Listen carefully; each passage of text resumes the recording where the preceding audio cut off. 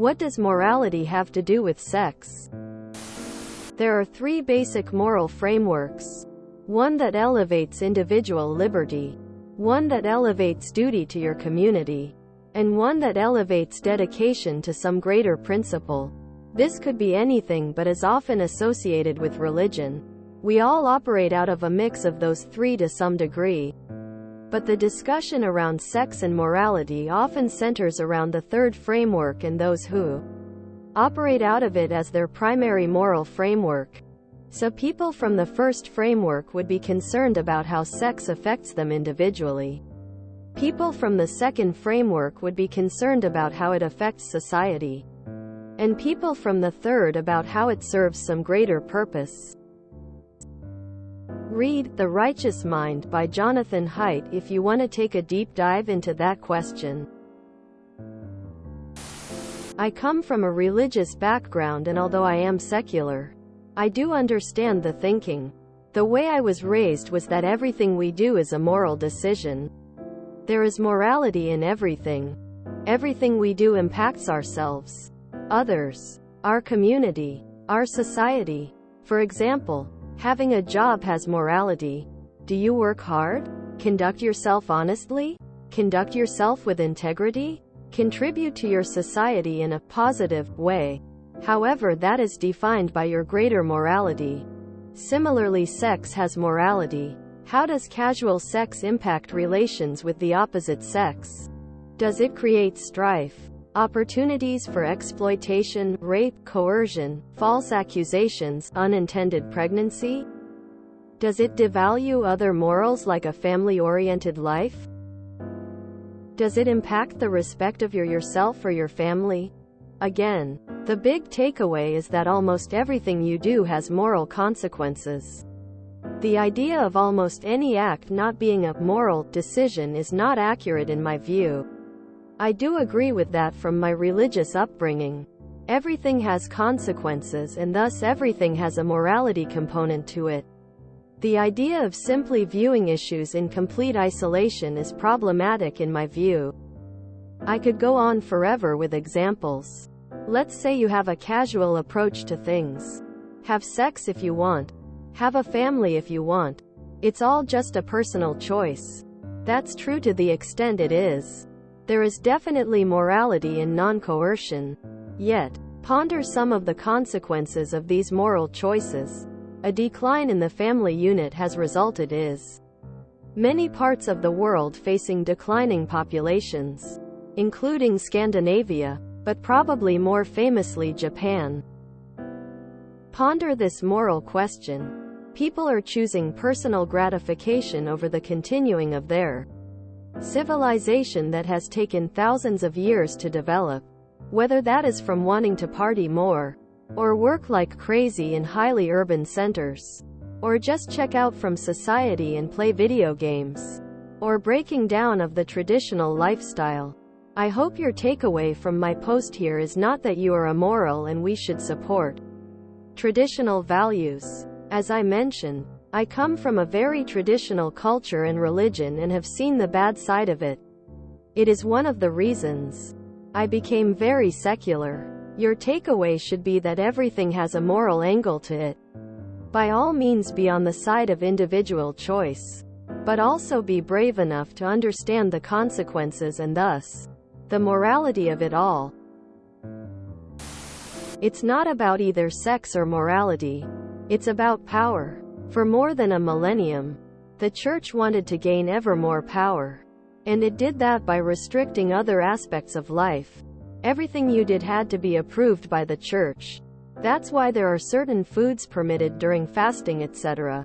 Sex was moral under only one aspect: marriage. Because the ceremony of marriage was done by a priest, resulting children had to be baptized by a priest. The family house had to be blessed by a priest. Even some foods had to be sanctified by a priest. And now you can extrapolate to almost everything. And imagine how bad things were that the Reformation occurred.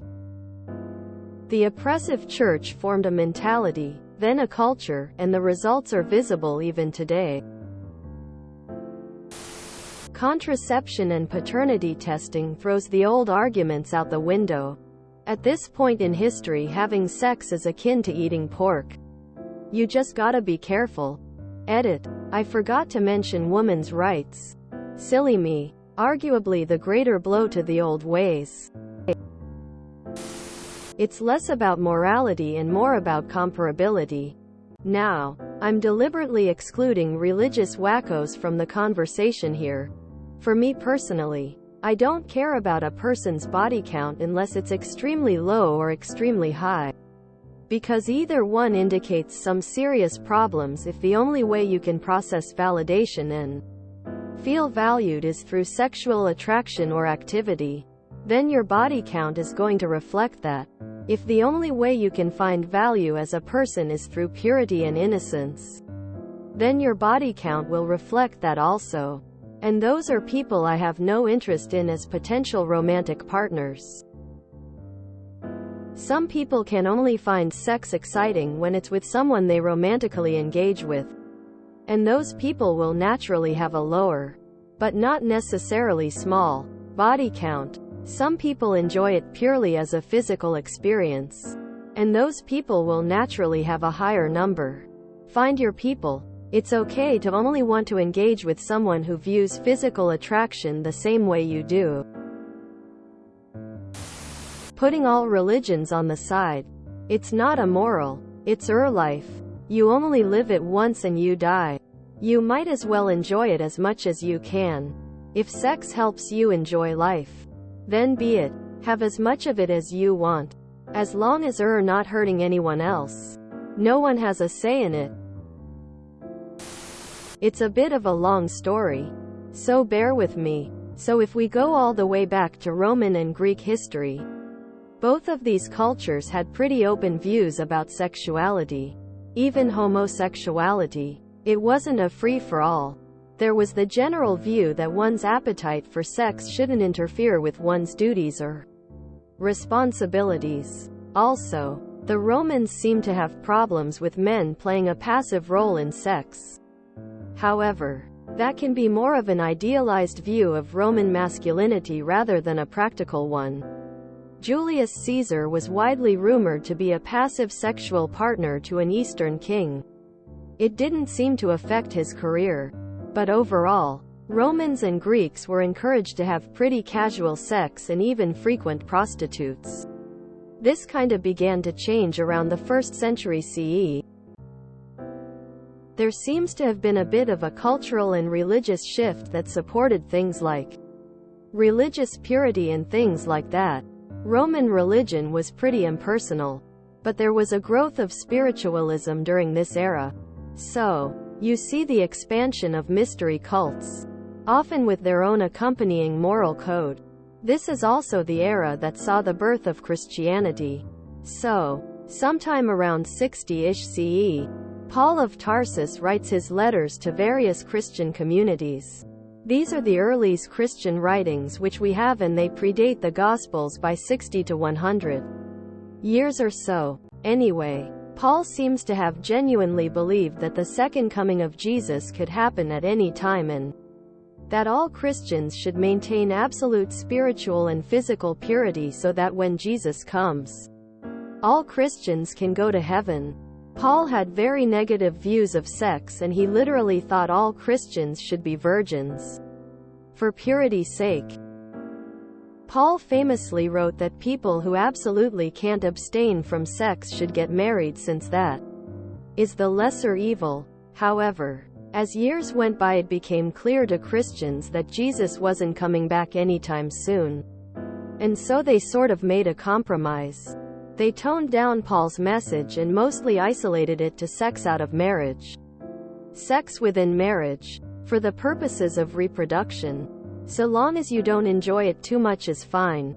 For purity's sake. Then Augustine of Hippo fleshed out the theology of original sin, which basically stated that because sex is inherently sinful, and since we are all the products of sex, we are inherently sinful. This is why, even if you go your entire life without sin, you still need Jesus' sacrifice and God's forgiveness. However, During late antiquity and the Middle Ages we have the perspective of idealistic churchmen who supply their views of sexuality. These are probably ideals which weren't actually followed by ordinary people. I mean, these moral ideals about sexuality wasn't even followed by churchmen. So it is hard to say exactly what ordinary people's views of sexual morality was. However, it seems like there was a lot of recreational sex going on throughout the Middle Ages. I mean, what else was there to do? With the Reformation and following centuries, different religious movements within Christianity began developing their own views of sex and sexuality. It seems to me that Protestants were typically more hardliners on sexual morality. Catholics in Spain and Italy and Orthodox Greeks seem not to care all that much by comparison. Northern European Protestants often took a hard line. So you have the Puritans in England which settled the United States. Then, even in American history there were religious great awakenings which had a harder line regarding sex. Overall, I think the views of sexual morality, while influenced by St. Paul and St. Augustine, have more to do with purity movements during the Victorian era of England. I think we are still living in that shadow to an extent. In general, the West has developed a view of sexuality over the last few centuries wherein sexuality is ideally only ever expressed between two people over the course of their lives. This is definitely connected to the kinds of Christianity developing over this time. Thought it's not exactly a traditional view, and certainly not a biblical view where there is all kinds of sex and relationships happening. Obviously, this is untenable, both because of human nature and now of course changing relationships with this religious tradition. Still, the effect has been to create a culture of vague shame around sexuality. Many people in our cultures are kind of stuck between a worldview that sees sex one way, shameful but for some select circumstances, and a changing, more realistic world where sexuality is more accepted and expressed. On a religious side, sex outside marriage is wrong, because it was designed to be something special between a man and a woman. God said that adultery is a sin, and this includes sex outside marriage. Since God is the creator and ruler of this world, he gets to set what is and is not sin, wrong, immoral. If you don't believe in God, then this point doesn't matter. But this concept also has practical applications outside religion and God. Studies show that married couples have more sex and are happier with their sex life. Also, since no birth control is 100%, sex could lead to pregnancy. A child is better off being raised in a family with two parents. Also, you are less likely to get divorced if you save sex for marriage and don't live together with someone before marriage. You are also less likely to get a STD. Morality is usually connected to some basic practical application to have a better overall quality of life. I know people are going to be mad at me and want me to cite the research. This isn't a college term paper, just a Reddit comment section.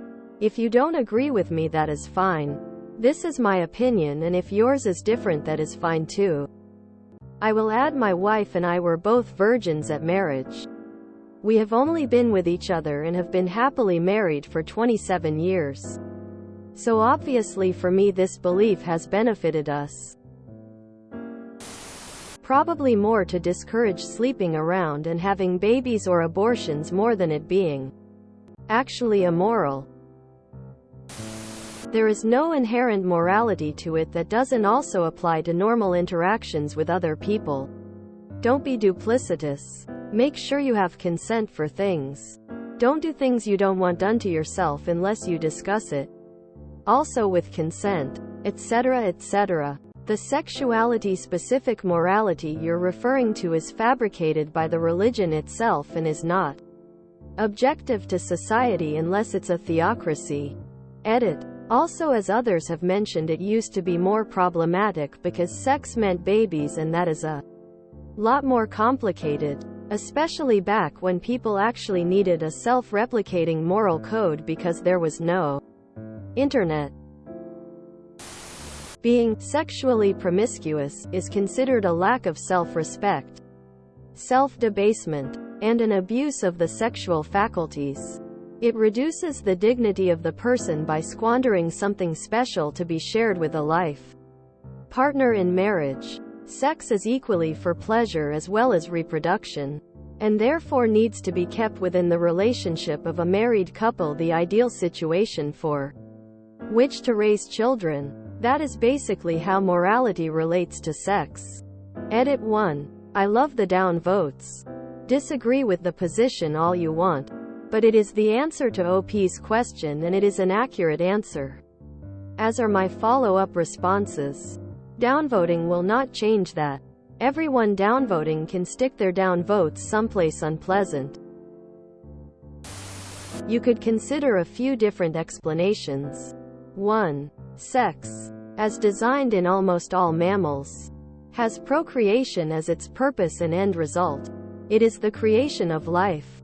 And in human society, the two people engaging in penetrative sex have an innate responsibility for the life they might create. Responsibility is effectively a set of moral standards in action. For as long as there has been a record of human social interactions, the relationship of parent-child has held an important social meaning. Sex is what leads to that relationship, so it can't be divorced from a society's moral norms very easily. 2. Sex is also, in the majority of cases, about bringing together men and women in a vulnerable state, especially for women. A morale code around the sexual act helps to keep people safe and protected. There are a bunch of other very good explanations people are offering, but suggesting two more here that fall outside of the usual church or patriarchy explanations. Do not take USA people into account for anything. Americans are delusional and very disconnected from the real and rest of the world. In the absence of religion, nothing F. If you enjoyed this video, please check out our playlists full of similar content. Epicaricast is like doom scrolling for your ears. Please like, share, and subscribe.